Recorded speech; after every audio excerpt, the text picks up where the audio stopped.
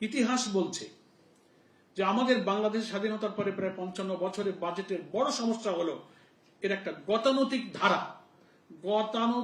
ধারা থেকে আমরা বেরোতে পারিনি। সেজন্য আমরা এটাকে একটু এক্সেপশনালি ট্রেজারি বেঞ্চ এবং অপোজিশন সমন্বিতভাবে আমরা এটাকে আরেকটু সুন্দর করতে পারি কিনা।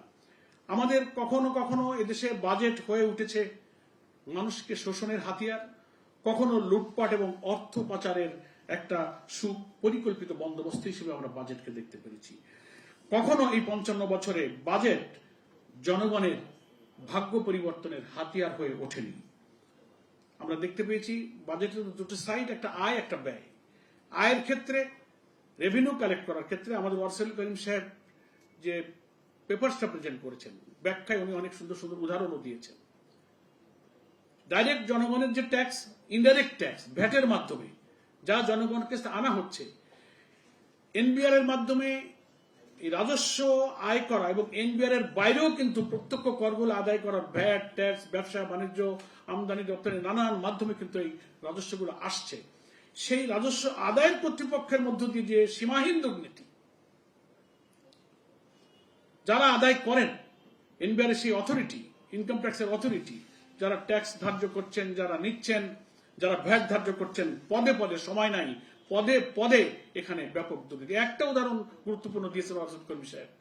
খাতুনগঞ্জের অনেক ব্যবসায়ীরা ডেলি 1 কোটি টাকা তাদের ব্যবসা, বেচা কেনা, বছরে সে ট্যাক্স দেয় 10,000 টাকা। মাঝখানে কি হয়? তো একটা উদাহরণ, আরো অনেক সমাজের খাত এবং ব্যবসা বাণিজ্য, ট্যাক্সের এবং রেভিনিউর যথেষ্ট সোর্স আছে যেখানে সীমাহীন দুর্নীতিতে আমরা আকণ্ঠ নিমজ্জিত। ফলে আয়ের ক্ষেত্রে যেমন পক্ষপাত দুষ্ট, যার সাথে সাথে পলিটিক্যাল লিঙ্কেজ আছে, ফ্যাসিনেশন আছে, আনডিউ প্রিভিলেজ যারা গ্রহণ করে, সেখানে ট্যাক্স ভ্যাট বসানোর ক্ষেত্রে একটা আলাদা দৃষ্টিভঙ্গি। আবার ব্যয়ের ক্ষেত্রে প্রচন্ড বিলাসী মানসিকতা এই বাজেট যারা করেন এবং সেটারই পরিচয় এবং প্রমাণ আমরা সেখানে দেখতে পাই। ফলে বাজেট তো বাড়ছে।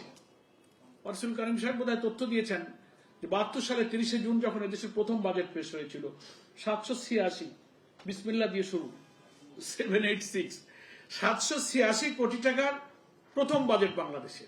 55 বছর পরে সে এখন আমরা 9,30,000 কোটি টাকার বাজেটে যাচ্ছি। হিসাব করলে প্রায় 70 থেকে 100 না 1000 গুণ বাড়বে, আমার 1000 গুণ বাড়বে। আপনি 850 কোটি থেকে আপনি 9 লক্ষ কোটিতে আসেন, আমার মনে হয় প্রায় 1000 গুণ বাজেটের সাইজ বাড়ছে। কিন্তু জাতির বা হোক সে 1000 গুণ, 800-900 গুণ বেড়ে গেল, কিন্তু আমাদের জনগণের ভাগ্যের কিন্তু পরিবর্তনশীল বাজেট কিন্তু কোনো কাজে লাগেনি। সেজন্য সম্মানিত সুধীবৃন্দ, অনেক খাত সম্পর্কে আলোচনা হয়েছে বিস্তারিত। 3-4টা ইম্পর্টেন্ট খাতে আমাদের দুর্বলতাগুলো কোথায় আমরা বাংলাদেশ হিসেবে অবস্থান করছি একটু দৃষ্টি আকর্ষণ করে জামায়াতে ইসলামী এগুলোকে ইনশাআল্লাহ অ্যাড্রেস করবে। আপনাদের পরামর্শগুলো এখানে সিপিডির একজন প্রতিনিধি, যিনি সিনিয়র রিসার্চার, তিনি বক্তব্য রেখেছেন, আরো অনেকে বক্তব্য রেখেছেন। পার্লামেন্টে বাজেট পাস করতে গেলে যে সিস্টেমটা আছে সেখানে কাটমশানের একটা সুযোগ থাকে।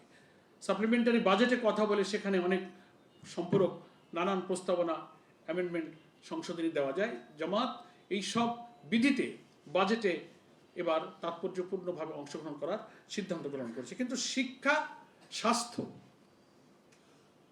আমাদের সামাজিক সুরক্ষা, আমাদের গুরুত্বপূর্ণ কৃষি, অনেক খাত আছে। 2-3টা খাতের ব্যাপারে আমি ছোট্ট 2-একটা তথ্য দিয়ে এ ব্যাপারে যে জামাত অ্যাটেনশন দিচ্ছে এবং আমরাও জানি, আমি একটু উপলব্ধি করার জন্য বলতে চাই যে সামাজিক এবং অর্থনৈতিক পরিবর্তনের মূল জায়গাটা কিন্তু শিক্ষা। এই যে বলি আয় বাড়ে না, দুর্নীতি যায় না, এটা কমান, কর্মসংস্থান করেন, বেসিক জায়গাটা হচ্ছে এডুকেশন। এখানে যদি মোরালিটি বেসড এডুকেশন, কর্মমুখর, জনবান্ধব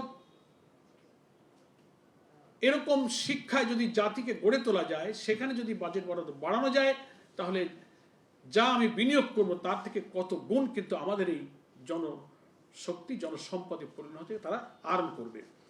সেজন্য ইউনেস্কোর পরামর্শ হচ্ছে যে কমপক্ষে উন্নত দেশগুলোকে বলা হয়েছে জিডিপির 6%-এর বেশি শিক্ষা খাতে বিনিয়োগ করা। বিশ্বব্যাংক বলেছে 189টি সদস্য দেশের মধ্যে যে 10টি দেশ শিক্ষা খাতে সবচেয়ে কম বরাদ্দ দেয় তার মধ্যে বাংলাদেশ একটা দেশ। এখনো পর্যন্ত 24-25 অর্থ বছরের বাজেট পর্যন্ত গেলে আমরা কিন্তু টোটাল জিডিপি বাজেটের সেখানে আমরা 2%ও কিন্তু শিক্ষা খাতের জন্য আলাদা করে যেতে পারি, 1 পর্যন্ত আমরা গিয়েছি। দীর্ঘদিন থেকে বাজেটের ব্যাপারে আমাদের শিক্ষার ব্যাপারে যারা চিন্তা বিশ্লেষণ করেন, 20% থেকে মোট বাজেটের 20% জিডিপির 6% বরাদ্দের কিন্তু দাবি করে আসছে, কিন্তু সরকার এখনো কিন্তু শিক্ষা খাতে সে বাজেট দিতে পারেনি। আমরা চাচ্ছি শিক্ষা খাতে বাজেট বরাদ্দের মধ্য দিয়ে এখানে বিনিয়োগ বাড়লে বাংলাদেশের কর্মসংস্থান বাড়বে, কর্মসংস্থানের সাথে বিনিয়োগ প্রয়োজন। স্বাস্থ্যেরও ঠিক একই অবস্থা। স্বাস্থ্যের ক্ষেত্রে বাজেট বরাদ্দ জিডিপির 1% পর্যন্ত এখনো যায় না। স্বাস্থ্য খাত সংস্কার কমিশন বলেছিল, আমরা যেটা করেছি কাজে তো লাগে না, 15% কিন্তু স্বাস্থ্য খাতে আমাদের বাজেট থাকা উচিত। কৃষি স্বাধীনতার পর যে খাতে দেশের অর্থনীতিতে কিছুটা প্রাণ সঞ্চার করেছে সেটা হচ্ছে কিন্তু কৃষি। ইভেন করোনার সময় কিন্তু অনেক খাতে ধস নামলেও আমাদের কৃষকরা কৃষি খাতেই কিন্তু অর্থনীতিকে তারা প্রাণবন্ধ করে রেখেছিল। সেই খাতে বরাদ্দ হওয়া উচিত কৃষি খাতে 10% এরও বেশি, এবং বিগত 22-23 অর্থ বছর পর্যন্ত যা লাস্ট দেখছি 5% কিন্তু আমাদের কৃষি খাতের বরাদ্দ যায়নি। সামাজিক সুরক্ষা সোশ্যাল সিকিউরিটি একটা গুরুত্বপূর্ণ খাত।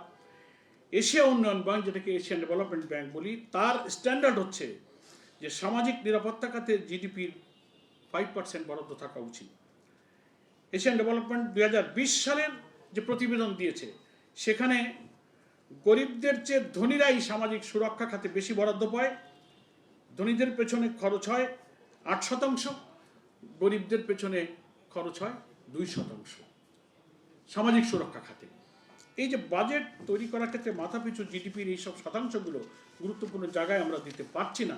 ফলে জামাত ইসলামী মনে করে আজকের এই আলোচনায় যে সমস্ত বিদগ্ধ আলোচকবৃন্দ ভালো ভালো তথ্য দিয়েছেন তার ভিত্তিতে আমরা একটা রিকমেন্ডেশন নিয়ে আগামী বাজেটকে একটু অন্তর্নিহিতভাবে কি করে জাতির অর্থনীতিকে দাঁড় করানো যায় আমরা সেই ভূমিকা ইনশাল্লাহ রাখবো। ফলে রাজস্ব সংগ্রহের পদ্ধতিগত দুর্বলতা, ত্রুটি বিচ্যুতি দূর করা এবং আয়ের আওতা বাড়ানো, ব্যয়ের ক্ষেত্রে অদক্ষতা, দুর্নীতি, অপচয়, দীর্ঘসূত্রিতাকে থামানো, এর মধ্য দিয়ে বাজেটকে করা যাবে। আর না করতে পারলে বাজেট হবে, কিন্তু বাজেট কার্যকরের ক্ষেত্রে এগুলোই বড় বাধা হয়ে থাকবে। আমরা জামাত ইসলামীর পক্ষ থেকে সেই লক্ষ্যে এগিয়ে যাচ্ছি। বাংলাদেশের রাজনীতির ইতিহাসে এবারই বাংলাদেশ জামাত ইসলামী সর্বোচ্চ সংখ্যক পার্লামেন্ট মেম্বার নিয়ে প্রধান বিরোধী দলের ভূমিকা এসছে। ফলে এবারের বাজেট প্রস্তাবনায় জামাতের অ্যাটেনশনটা একটু বেশি।